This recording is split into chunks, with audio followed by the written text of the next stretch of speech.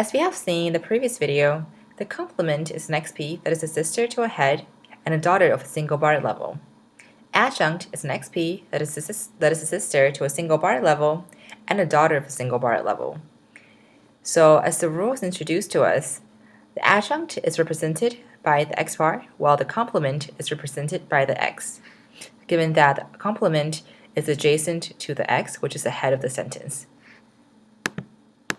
Over here, we have a syntax tree structure that shows the placement of the specifier, the adjunct, and the complement. So the example we have here is the cats. So let's take a look at the example. So the is the determiner, which takes the place of the specifier, while the end bar takes the place of the adjunct, which is the cats. Now let's take a look at a longer example. The friend of mine with a tattoo. As we can see, there are two end bars here because there are two embeddings, friend of mine and with a tattoo. As we can see, the end bar stands for the adjunct, while the N is the head, which stands for the complement. Over here, now let's take a look what makes up an adjunct and what makes up a complement. So, as we have seen earlier, the adjunct is created by the adjunct rule. As the book tells us, since the adjunct rule takes an x bar level category and generates another x bar category, it will always be higher in the tree than the output of the complement rule. Therefore, as you can see, the head N will always be lower than the adjunct, since there's only one head in a sentence. As you can see, due to recursion, there can be multiple x bars in a sentence, and also appearing in a tree. However, given that there's only one head, we can only have one x.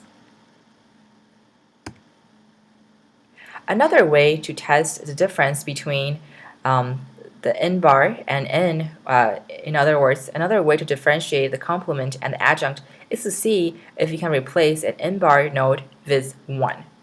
So here's our example. The friend of mine with a tattoo.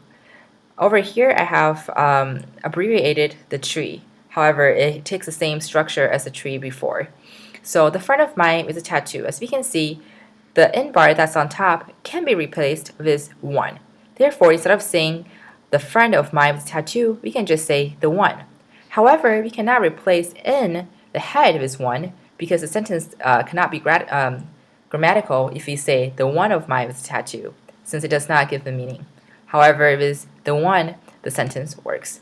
Therefore, the n bar can be replaced with the 1, while the n cannot. Another thing to look out to know is the projections of n. So, as you can see over here, both the n bars and the NPs are projections of n, which is the head of the sentence. Over here in this example, we only have two n bars. However, if, in any situation, disregard how many n bars are there. There are projections of n, the head of the sentence. So over here, the NP is called the maximal projection, and the n bars are called intermediate projections.